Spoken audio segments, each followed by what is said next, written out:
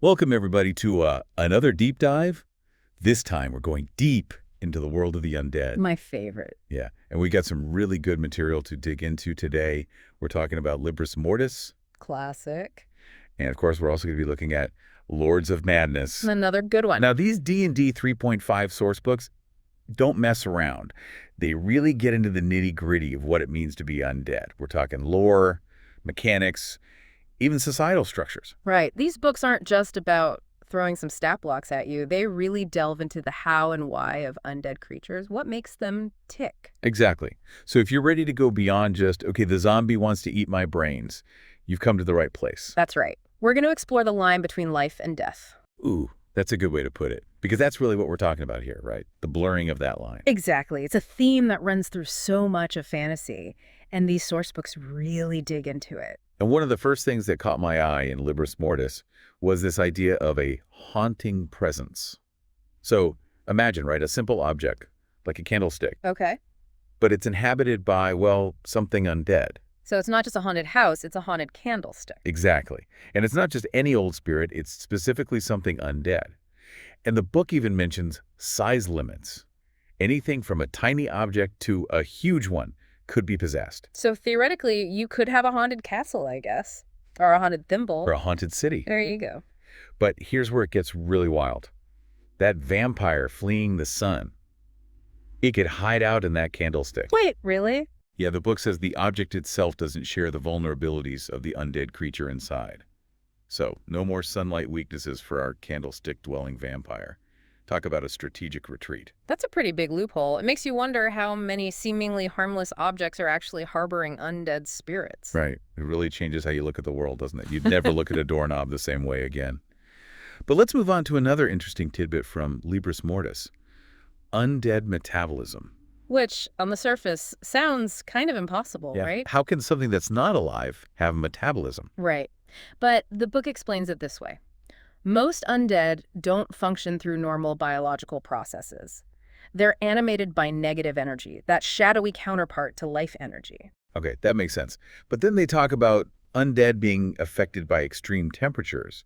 They can burn or freeze. And of course, there's the whole chilling touch thing, right? Yeah. That can't just be a spooky saying. Nope, it's directly related to that lack of metabolism. They don't generate their own body heat, so they draw it from their surroundings. That's why they're always cold to the touch. That's both cool and creepy. It really brings home that they're not alive, not in the way we understand it, at least. Exactly. They exist in that space between life and death, neither one nor the other. Which brings us to another point Libris Mortis makes.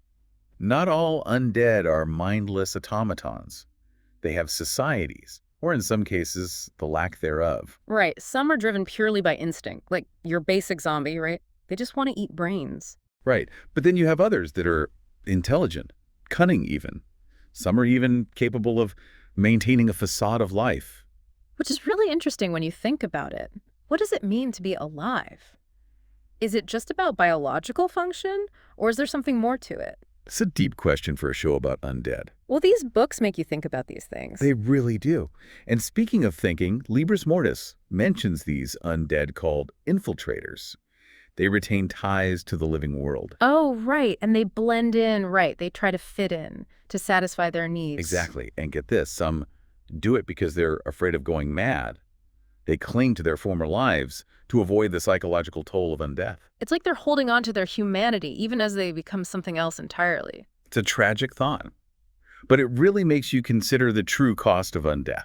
Absolutely. It's not just about physical death anymore. It's about the potential loss of self, of everything that makes you who you are. And that's a good place to pause for this part. Okay, so we're back, and we're ready to dive back into the world of the undead. Where did we leave off? Oh, yes. The infiltrators, those masters of disguise. But let's be honest, sometimes you can't just blend in. Sometimes you gotta fight. That's where those D&D rulebooks come in handy. They don't just tell you about the monsters, they give you ways to fight back. And Libris Mortis has some interesting stuff in that department. Like they've got these things called divine feats. Oh yeah, those are cool. It's like when divine power meets undead slaying. So it's not just about hitting harder, it's about having abilities that specifically counter the whole undead thing. Exactly. Like imagine a paladin, right? And he's facing down a wraith. Right. And the wraith, it tries to turn incorporeal just phase right through him. But with this divine feat, divine accuracy, Got you. the paladin can just ignore that. His blows strike true no matter what. That's got to be frustrating for the Wraith. Dude, I'm literally a ghost. How are you hitting me? Right. It's all about harnessing that divine power to overcome the unnatural. I like it. What else we got? Well, for those who like a more, shall we say, hands-on approach, there's Profane Life Leech. Profane Life Leech. That sounds pretty intense. It is. It's a feat that lets you, say, a cleric channel divine energy, but instead of healing, they draw life force from nearby creatures. So you're basically weaponizing life force. That's disturbingly clever. It's a bit of a moral gray area, but hey, when it comes to fighting undead, sometimes you gotta fight fire with fire, or in this case, life with unlife. Exactly. But, it's not always about brute force. Sometimes it's about tactics. Absolutely. Knowing your enemy is half the battle. And Libris Mortis doesn't disappoint on that front. It's got all these details about undead weaknesses, strategies. Like a how-to guide for fighting the undead. Exactly. And the one thing that really caught my eye was this idea of ability damage. We always focus on hit points, right? Right. How much damage can you take before you drop? But what about losing your strength Mm. or your dexterity? Those are what make your character who they are. Absolutely. It's one thing to take a hit. It's another thing to lose a part of yourself. Exactly. And some undead, they can do that. They can drain your abilities, leaving you weaker, slower, less of who you were. It's a terrifying thought. Imagine a mighty warrior reduced to a trembling mess because some undead creature stole his strength. Or a wizard, unable to cast even the simplest spell. It's like a fate worse than death. Exactly. And Libris Mortis gets into the nitty-gritty of it, too. It's got this whole table listing all sorts of undead with this power, like the Alep. Oh, the Alep. Those are creepy. They're like these incorporeal undead, right? Yeah. And they drain your wisdom. So you're basically becoming less intelligent. Exactly. You lose your ability to reason, to make sound judgments. It's like a slow descent into madness. Okay, that's just messed up. I'd rather face a dragon, honestly. But, when it comes to undead, the classic weakness is sunlight. Right. Stake through the heart, garlic, sunlight, vampire hunting 101. But Libris Mortis actually gets into the specifics of how different undead react to sunlight. Like different levels of ouch. Yeah. Some, like the Bodak, they just wither under the sun. Slowly and painfully, I imagine. Right. Others, like the Nightshade, they're just weakened. A bit of sunburn, maybe. Right. Enough to make them grumpy. And then, of course, there are the vampires who go up in a puff of smoke. Yeah. Classic. Can't go wrong with a classic. But, as with everything else in D&D, there are always exceptions. Oh. Like what kind of undead laughs in the face of the sun? The Spectre. The Spectre. Why am I not surprised? Because specters are just built different, incorporeal, unbound by the physical world. Sunlight, it's just a light show to them. They're like, oh, look, it's a giant ball of burning gas. How quaint. Right. They're just built to mess with your mind. Right. And speaking of messing with your mind, ghosts. We got to talk about ghosts. Another classic. And Libris Mortis does not disappoint. It really doesn't. Everybody knows ghosts are scary, right? Uh-huh. But this book, it gets into why they're scary. It's not just the spooky noises and the cold spots, is it? No. It's their abilities. Like, they have this horrific appearance. It's literally in the name. You fail your save. You are scared out of your wits. I can't even imagine what that looks like. But wait, it gets worse. They have this ability called malevolence. Malevolence. That doesn't sound good. It's basically a possession. No way. Yeah. The ghost tries to merge with your very being, control you. Oh, that's a big note for me. Right. And the book goes into detail about the mechanics of it all. Like, you need to make a will save to resist. And even if you resist, it might leave you changed. So even if you survive, you might not be entirely yourself afterwards. That's terrifying. And it's not just ghosts. We're just scratching the surface here. Lords of Madness takes this whole undead thing to a whole other level. Oh, I know, right? Like, Libris Mortis is great, but Lords of Madness just goes all out. It's like, you think you've seen scary undead? Hold my beer. Seriously. They've got creatures in there that make your average vampire look like a puppy dog. Like the Ulatharid. Oh, God. The Ulatharid. Just saying the name gives me chills. And for good reason. They're like the Mind Flayer's bigger, badder cousin. And that's saying something, because Mind Flayers are already pretty terrifying. Right. And they're not just bigger, they're smarter, more cunning. The book describes them as being these master manipulators controlling entire colonies of mind flayers. Like, they're the puppet masters behind the puppet masters. And the way they look, just the description in the book is enough to fuel nightmares. Oh, I know, right? It's all tentacles and psychic energy and just wrongness. Pure nightmare fuel. Exactly. Okay, so we're back and ready to keep going deeper into these messed up creatures from Lords of Madness. Buckle up, because we're about to dive into the weird and the terrifying. You're not kidding. And we're starting with the creature that sends shivers down my spine. The Mind Flayer Vampire. Oh, you're talking about the ultimate fusion of psychic horror and blood-draining power? The one and only. Just picture this. A creature with the intellect and psionic abilities of a Mind Flayer. Which is already terrifying on its own. Absolutely. But then you add the bloodlust and immortality of a vampire. Talk about a nightmare combination. It's like the creators of these creatures sat down and said, how can we make something truly monstrous? And they knocked it out of the park, unfortunately. What's truly unsettling is that no one knows how these things are formed. Imagine you finally reach the heart of a Mind Flayer colony, expecting to find an elder brain. Which is creepy enough, let's be honest. Totally. But instead of a giant brain in a jar, you find a vampire, a Mind Flayer vampire controlling everything. The mystery just makes it even creepier. Don't forget about the powers. We're talking mind blasts, psychic domination, blood drain the works. Plus, they're practically immortal. Good luck fighting that.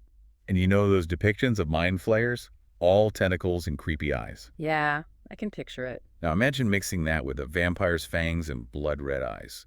Pure nightmare fuel. I think I need a drink after just hearing about that. Maybe something strong. Me too. But before we pour one out for our sanity, we should probably talk about the Neogi. Ah, yes, the Neogi. It's not enough that Lords of Madness gives us individual monsters from the depths of our nightmares. They had to go and create a whole race of slavers and traders who make even devils seem ethical. Right. The Neogi are a whole other level of messed up. And the book doesn't hold back on the details. We get their entire social structure, how they enslave others, even their psychic powers, all laid out in terrifying detail. And don't forget about their appearance. It's like someone took a spider, gave it a taste for sentient life, and then cranked up the creepiness factor to 11. And their psychic abilities. They have this power called Enslave, which lets them literally take control of other creatures. It's like something out of a horror movie. I'd take my chances with a Mind Flayer vampire over being someone's puppet any day.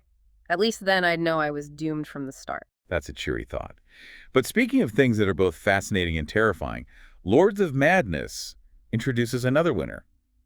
The Grell. Ah, the Grell. It's like the embodiment of, I don't know what that is, but I don't like it. It's a floating brain with tentacles. It wants to eat your face. What's not to love? And they're not just mindless predators either. They're intelligent, they strategize, and they have this paralyzing touch that leaves you completely helpless. And don't forget those eyes, those blank, soulless eyes that seem to see right through you. Yeah, no thanks. I think I'll stick to fighting goblins and kobolds. They're much less likely to give me nightmares. You're right. There's something uniquely unsettling about creatures like the Grell. They just tap into that primal fear of the unknown, of something alien and predatory lurking in the shadows. Okay, well, since we're talking about primal fears, let's move on to a creature that embodies body horror like no other. The Xochar. Imagine this. A slug-like creature, right? But it has multiple tentacles and rows of razor-sharp teeth.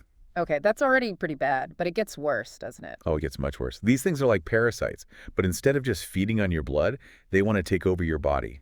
And they can. You're kidding, right? They can actually possess people, like Invasion of the Body Snatchers style. Yep. And they don't just sit there passively either. They can use your abilities, control your mind, even mimic your appearance perfectly. So you could be talking to someone, thinking it's your friend, and then, bam, is a Xochar wearing their skin. That's the general idea, yeah. Fun times. I think I'm starting to see why we don't hear as much about Lords of Madness. These creatures are seriously messed up. No kidding. But hey, on the plus side, at least we don't have to fight these things in real life. We can just close the book and leave them to their creepy, crawly, mind-controlling existence. You're right. There's something to be said for facing your fears in a fantasy setting where the stakes aren't quite as high. Exactly. And I think that's a good place to wrap things up for this deep dive into the world of the undead. Indeed. We've journeyed from the pages of Libris Mortis to the depths of Lords of Madness, encountering creatures both fascinating and terrifying along the way. And we've learned that the undead are far more than just mindless monsters. They're a reflection of our fears, our anxieties, and our fascination with the line between life and death. So until next time, adventurers, remember, Be wary of shadows, question everything, and for the love of all that is holy, don't let the Sochar get you. On that note, we'll see you all next time on another exciting deep dive into the world of D&D.